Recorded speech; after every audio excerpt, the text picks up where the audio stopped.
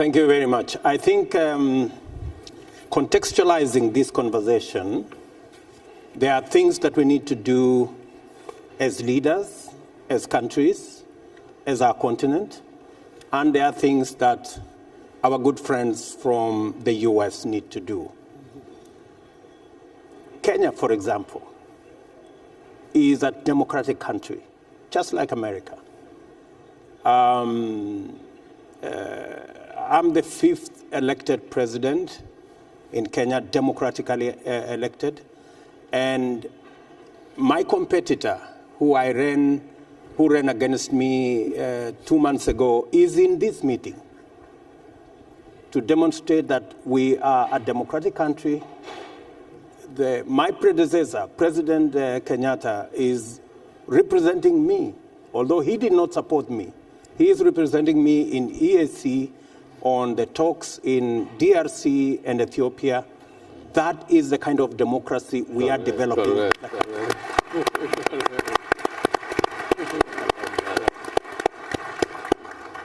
Just to mention, and our politics is competitive. In America, you have a majority of 1 in Senate. We have a majority of 6 in Senate. You have a majority of, I think, 10 in the Congress. We have a majority of 15 in our parliament. So we are competitive, democratic, built institutions that can withstand any challenge, number one. Number two, we run an open financial and commercial economy that respects business and investment. We have companies from the US who work in Kenya, for example, who have businesses in Kenya. You can ask Google, you can ask Visa, you can Coca-Cola, UBA. GE, UBA. They will all bear testimony that we have a financial system that is working, that is open, and that respects investment.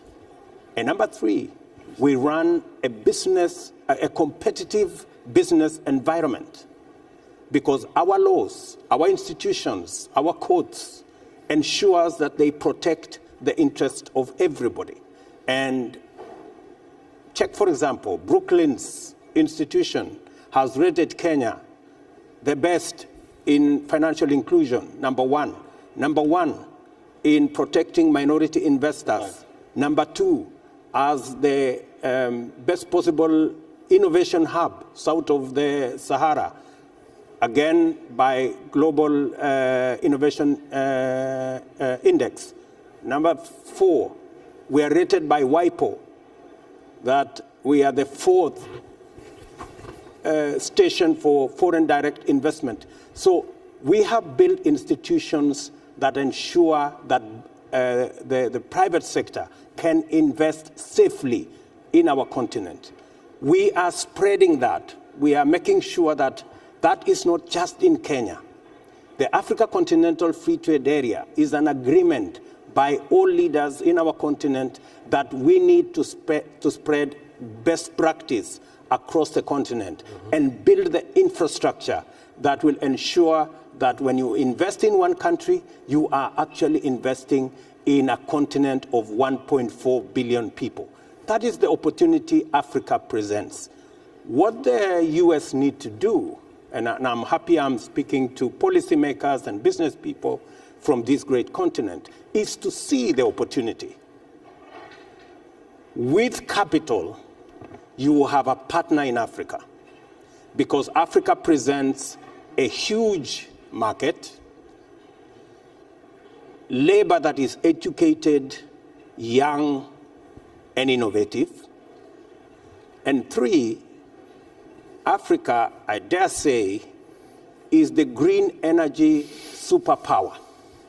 We have the largest resources in renewable energy. And it is time for the globe to recalibrate the whole industrialization agenda. Instead of continuing to manufacture using dirty energy outside Africa, it is the opportunity to save the globe and begin to manufacture using green energy in Africa. And US should lead the way. Thank you.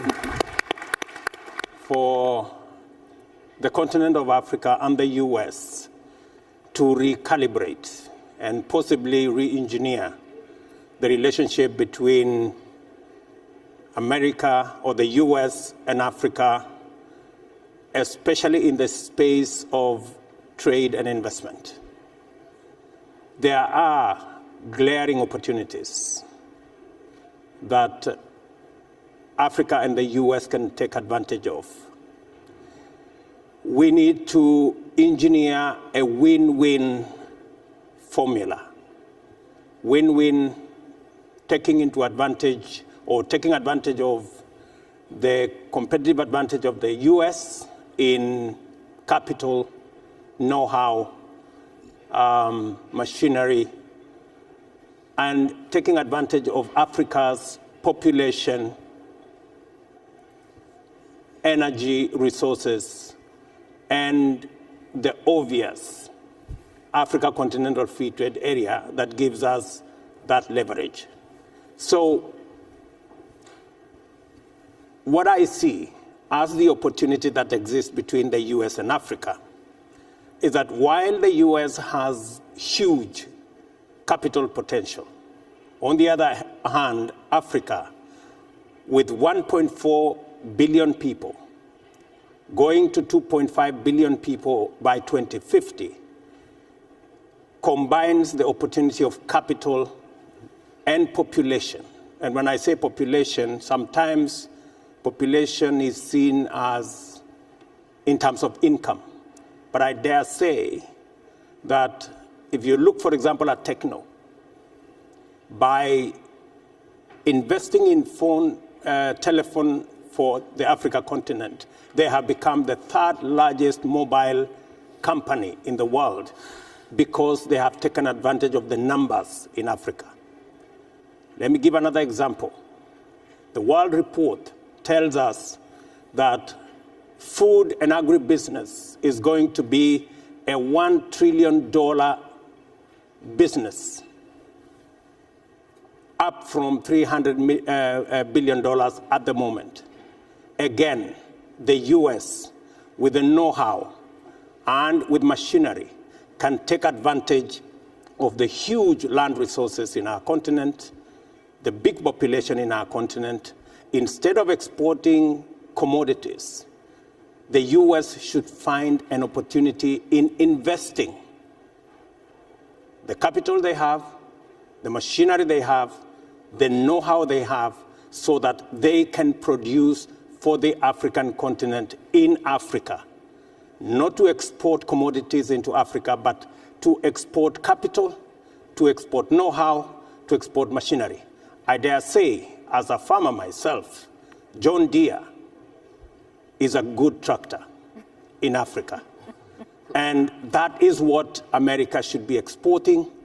And together, combine the resources we have in the continent and the opportunities that the collaboration can present. Let me conclude by saying that the Africa Continental Free Trade Area is necessary because today, intra-Africa trade is at 17%.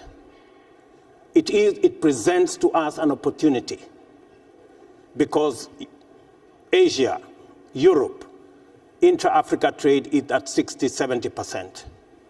What can America do? The reason why intra-Africa trade is low is because of physical infrastructure and logistics. That physical infrastructure, road, rail, can be financed by capital from the US. And the market that comes as we increase the intra-Africa trade can benefit both US and African farms. And finally, the demographic dividend that the median age in Africa is 20 gives us the opportunity to leverage on the labor that Africa presents to the US investor.